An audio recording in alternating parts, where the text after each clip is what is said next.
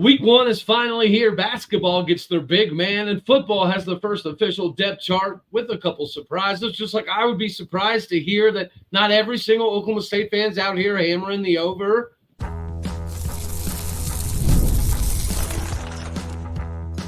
You are Locked On Oklahoma State, your daily podcast on the Oklahoma State Cowboys, part of the Locked On Podcast Network, your team every day.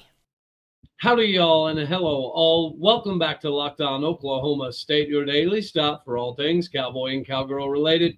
My name is Cody Stovall. I want to thank you kindly for stopping by to make this your first listen. We're available on all of your podcasting platforms, visually as well on YouTube.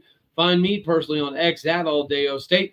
Today, we're proudly brought to you by Ultimate GM. Ultimate College Football HC is a brand new mobile game that is completely free. And there's no ads. It's 100% playable offline. Use the promo code LOCKEDONCFB, all caps, inside the game store to receive a boost to your program. Begin your coaching legacy today. Steve Lutz began his legacy a little while back. I think this new edition is going to help that. But it's football season. Week 1 is officially here as we get primed and ready for South Dakota State University. As we've discussed it, times, of course, this is a very good ball club. I don't think we're going to have any complacency concerns. I don't think we're going to need to be worried about us overlooking them. We did already go over the depth chart, and there's been a couple surprises that have popped up on the depth chart since we've done that. So I figure it's fair to take a gander at the depth chart as you look across this Cowboy roster in comparison to what we were able to put out a little bit earlier on in last week. The biggest difference is that running back. I mean, of course, Sessi Velaje has been, climbing up the depth chart. And last season, we saw the explosion out of the cannon running capabilities that he had against Texas in the Big 12 title game. We were a little bit banged up at running backs. We had to lean on him more than I think was anticipated going into that Big 12 title game. But nonetheless, it gave us a flash. And then we bring in Trent Howland, the 6'3", 242-pound running back from Indiana that led the Hoosiers in the Big Ten Conference in rushing. Naturally, whenever you have an Ollie Gordon and Trent Howland next to each other, two massive bruising style of guys, even though that Trent Howland's significantly bigger, that's a Thunder and another Thunder package. So, of course, Sessi Velaje's definitely earned the RB2 slot, but I don't think this means we're not going to see a whole lot of Trent Howland.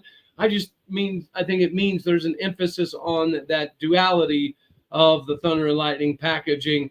And plus, he does add a layer of versatility that maybe we didn't have previously. One of the most devastating injuries throughout the course of the spring was A.J. Green, because A.J. Green was proving to be a valuable asset at that position. But not only that, he was also a valuable asset in the return game. So obviously you lose a little bit of that whenever you lose somebody like an A.J. Green.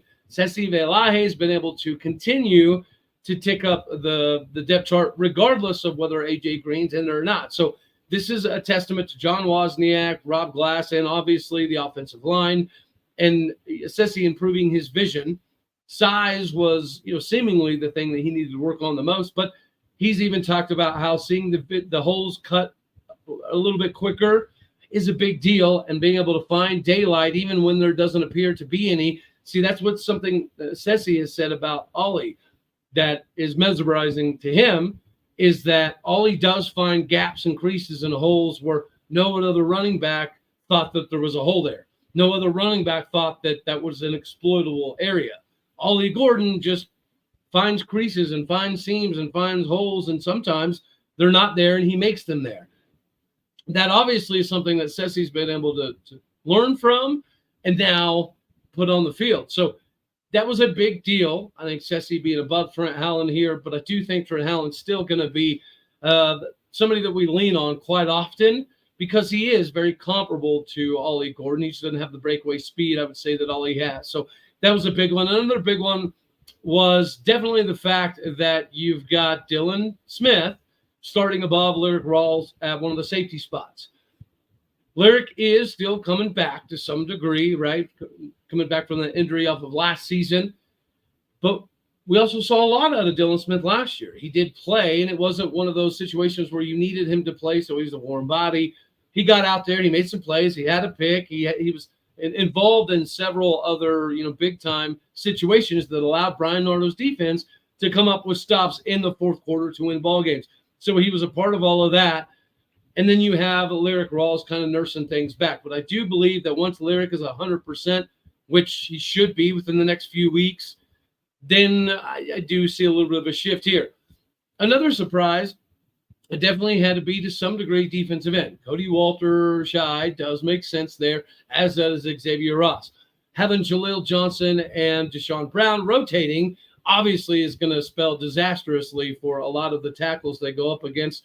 I will caveat that having Jaleel Johnson and Deshaun Brown on the field at the same time probably is going to be something that we see a lot moving forward. So even if this is, the mainstays that are going to be up front, I would be surprised if we didn't see some packaging. Will there be a NASCAR package with Jaleel Johnson and Deshaun Brown on the field at the same time? Because they do provide much of the same thing. So if you had them at opposite sides of the field, and plus a tackle or a running back or a fullback or somebody had to take into account what Colin Oliver or Obi Ezekbo are going to do, that adds another layer that I think is going to be easily exploitable if we do that. Another, not necessarily big one, but one that is worth a topic of conversation is the backup returner. This was another role that was designated for A.J. Green, and we saw in the springtime A.J. was able to capitalize and do a lot with that. Well, Gavin Freeman did it at ODU. But, of course, one of the reasons that we love Gavin Freeman as an OU Sooner is, of course, because of the dropped punt that helped Oklahoma State secure one of those Bedlam victories. So with that in mind, would it be a big surprise to see him there? Absolutely not. Just like it's not a big surprise, in my opinion, to see Kyler Pearson there. Guys, Kyler Pearson has earned his stripes. He earned them at KU, and he earned them in the spring. He was that gadget guy. He was the guy who took the words are hard for me, I know, Arlen Bruce style packaging. And then DeJuan Lofton was able to take it, and Gavin Freeman obviously was able to take it. But Kyler Pearson did have that role. He was very good in that role. And even, some of the starting defenders said that he was very, very difficult to tackle as a running back. Not a wide receiver, just he was slithery and smooth, and he would find creases too. And then as soon as you thought you had him, he would bust out of a hole and he was gone. So Kyler Pearson being here is not a charity situation. This is a scenario that I do expect to see Kyler Pearson on the field at some point in time. If it's going to be at returner, that's going to be massively beneficial for all of our eyes in the audience to watch that. I will say this. I read a little article is on pistols firing. I think it was by Marshall Scott, if I recall correctly, but it was about a poll, and it was in regards to like the over and under. And 41% of Cowboys had Oklahoma State only winning 8.5 games. And I found that very, very surprising. Now, let me know down in the comment section for everybody out there on the YouTube country, why do you think that may be? Of course, I have some, ideas, right? Could it be just the fact that Oklahoma State does have a propensity at times to get in their own way and lose a game, whenever we're picked to be this good? I could see that, maybe a game or two, okay. But 41% of Cowboys think that we'll finish like 8-5-ish on the record. I find that crazy. And if you're an Oklahoma State fan and you just have so many years in the past where we've been let down, I completely get it. But I would say that how many other times have we had this many people returning? How many other times have we had this excitement level in the roster that equaled all of the retention, not just the players, also with the staff, the addition of Paul Randolph, the addition of Sean Snyder, the fact that we go 3 deep at virtually every single position on the field, maybe not catcher, maybe not returner, but by and large everywhere else. Those are some of the basic reasons that I think a lot of us should be more confident. Regardless of what happens with South Dakota State University, I do have a prediction on that. We'll get to that in a minute. We also got to talk about some big news in basketball. Thank goodness this one has happened, because we absolutely needed this. Just like you absolutely need to get your head coaching game on. Maybe not always on the field. Maybe you don't need to walk around sidelines with a clipboard when you have ultimate football head coach at your disposal. Locked On Oklahoma State fans, you need to take this opportunity to get squared away with the ultimate college football head coach. This is your opportunity. It's an amazing game, and a simulation lets you step into the shoes of being a head coach, and you get to kind of track your college football program and help them get to glory. From the recruiting of the players and the hiring of the coaching staff, well, we just talked about retention. Obviously, it's massively beneficial if you can retain your staff over and over. The overseeing of the day-to-day operations, it'll all be in your hands, and the pressure will all be on you. It is completely free, has no ads, and is 100% playable offline. You can go wherever you want and continue to play the game. Of course, we have a special offer for you. The Locked On Oklahoma State family. You get to use this promo code LOCKEDONCFB, all capital letters, inside the game store to receive a free boost to your program. Make sure that you take advantage of this perk, as it will get your team the strong start that it needs. You just need to get your strong start by downloading this game today. Visit ultimate-cfb.com. That is ultimate-cfb.com, or look it up on all of your app stores. Ultimate College Football HC. Begin your head coaching journey today so you can play for something big like Mike Gundy can for this upcoming season. Cowboy basketball, it's possible that we could play for something big. We did get a pretty big time get out of Canada. No, unfortunately, it wasn't the all NBA number one player, greatest thing since sliced bread. It wasn't quite that guy, but we did get a big guy that is going to be massively beneficial with Mikey Kelvin II. He's a 6'6" wing out of Canada. He also did hit almost 40% of his three-pointers this previous season. So he's somebody that can stretch the floor a little bit more. Now, up until him, we've been virtually basically leaning towards small ball. And this was another indication of that, because 6'6" isn't going to get you out of the small ball club. But he comes in almost 11 points a game, 5.5 rebounds, over a block a game. And again, he can step back and hit it from three pretty daggone well. He's going to be a big-time addition here. He's going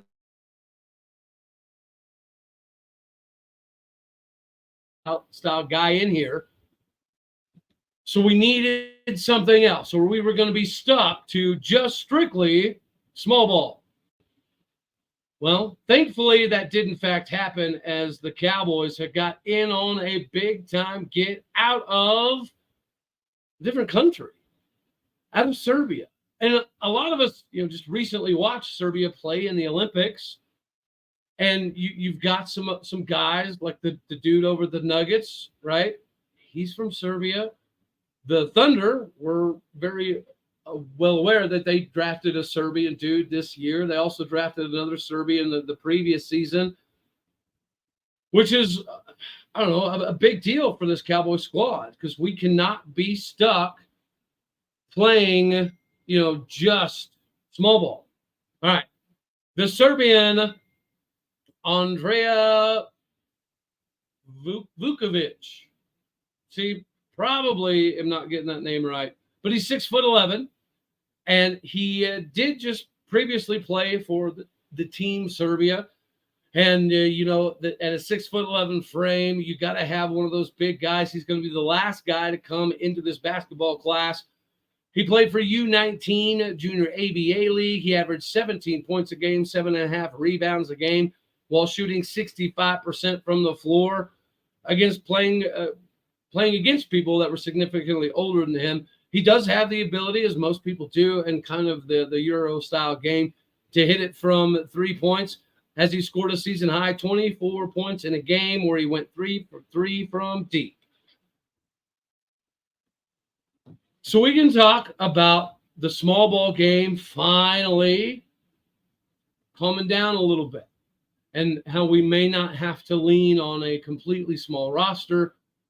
He is going to be able to report and play as a freshman right away. It's obviously huge, because we don't have a big game. Now, we are still going to have to go small quite often. But another layer to this that I think is a big thing is coming from overseas. I would imagine that the old school philosophy and the way that, Steve Lutz orchestrates his teams, his practices, the effort, the intensity, the attitude, and the dedication to shooting, these are things that probably are not going to be a big concern to him, or at least it's not going to be super surprising to him, being as though you're coming from another country where you're training at a completely different clip and you're playing professional ball significantly early. So you're playing against grown dudes. Even if you're young, you still got to go out there. You still got to be ultra competitive, and you still have to be able to have the talent to not only put up big numbers like he obviously has been able to do, but make it translate to the game here as well. The college game in America is going to be a little bit different. We have had players in the past that have come over from different countries that were somewhat experimental that didn't quite work out. This is one of those that's not exactly experimental. If you just talked about averaging 17 points a game, the ability to step back and hit it from three, be pretty smooth on the dribble, could be somebody that, we utilize in a multitude of areas, not just a 5 spot. He could be somebody that could stretch as a 4.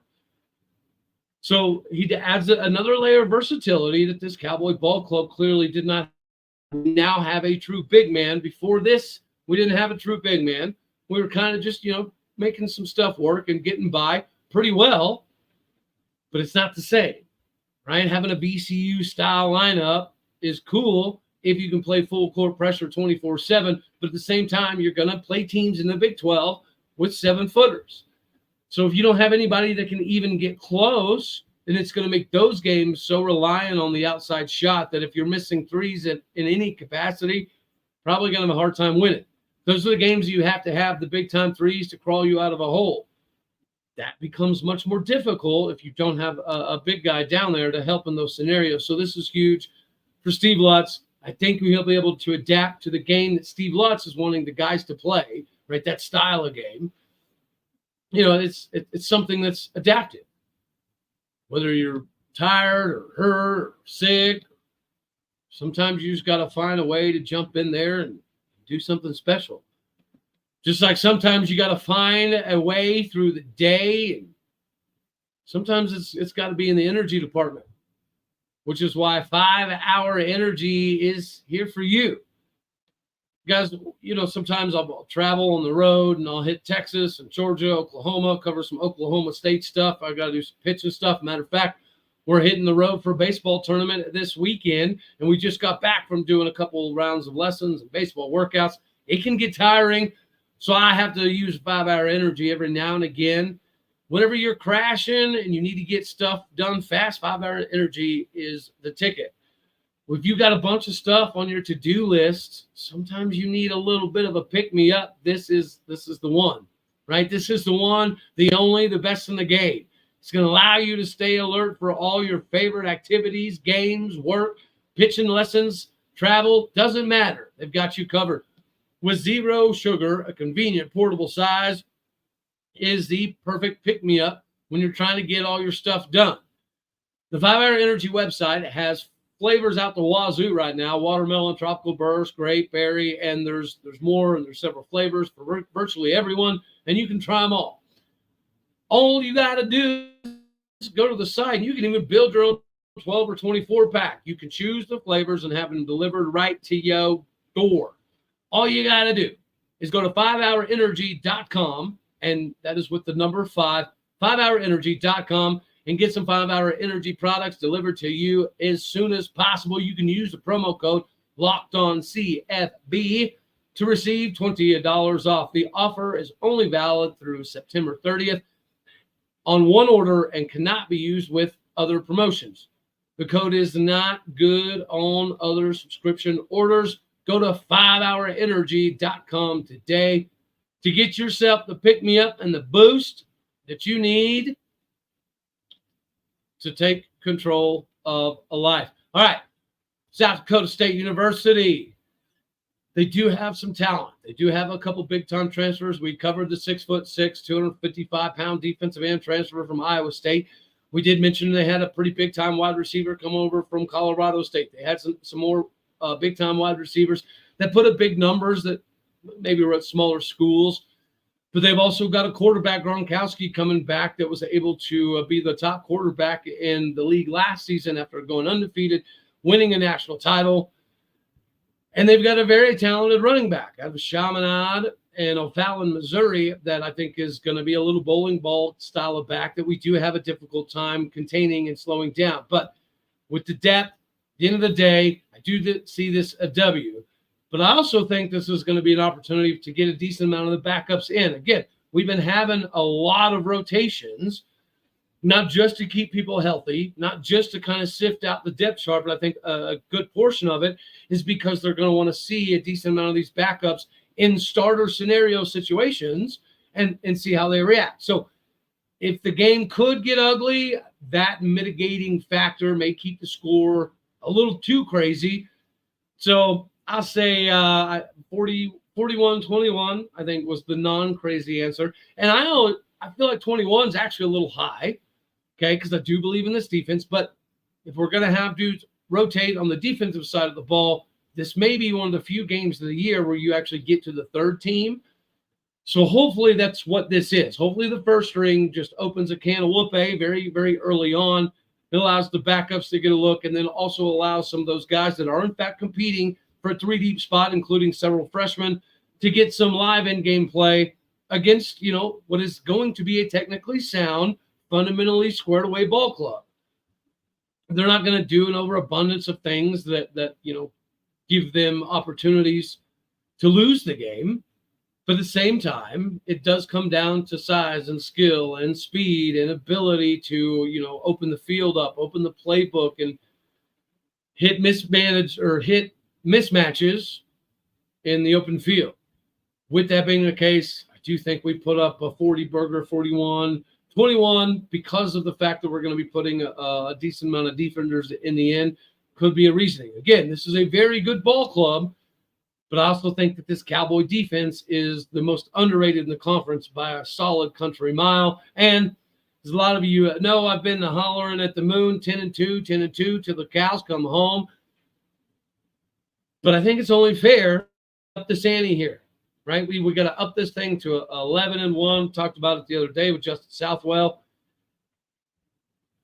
If I believe in everything that I've said, then we should have that style of season. And if I believe that the buy-in and the camaraderie and the leadership in the locker room is of such a style of fabric that it's not going to tear and fall apart, then we should be able to not have that big let-me-down game at the end of the year. Looking at you, somebody like TCU. So we do have 11-1. If I were to pick a loss, probably intelligence-wise should be Utah, but I'm not going to give them that satisfaction. Playing at Kansas State on the road in Manhattan, not going to be easy. I'm going to pick that as the loss. So that's my SDSU prediction, as well as a little bit of a change to the season prediction. 10-2 is just too easy. Okay. Yes, in this conference, I'm saying 10-2 is too easy. Let's up the ante here to 11-1. 10-2 should be it. 10-2 is likely, a fair proposition for people to make, but I just don't know how we have this amount of depth and don't end up as an 11-1 ball club going into Arlington. All right, y'all. And yes, I have us winning the Big 12 title. Again, this is the year where we get the monkey off our back, right? Gundy exercises the demons of only having one Big 12 title victory. This has got to be that season for another one. And the reason being is because if we have some injuries on the O-line, we're okay. If we have some injuries at wide receiver, from talent perspective, we're okay. D-line, yes, we're okay. Quarterback, yes, we're okay. So if I believe it, I got to say it. And I can't wait till we all get to see it. All right, y'all. That's all we're going to have for this one right here. As always, I love you. God bless. Go Pokes. Thank you for tuning in to make this your first listen here in Locked On Oklahoma State. You could be anywhere. So happy you choose to be here. Like it if you like the daggone thing. Dislike it if you don't. That's okay too. More importantly, share, comment, and subscribe. The road to 2K before the season starts is we got a lot. We got a lot to do in a week. All right.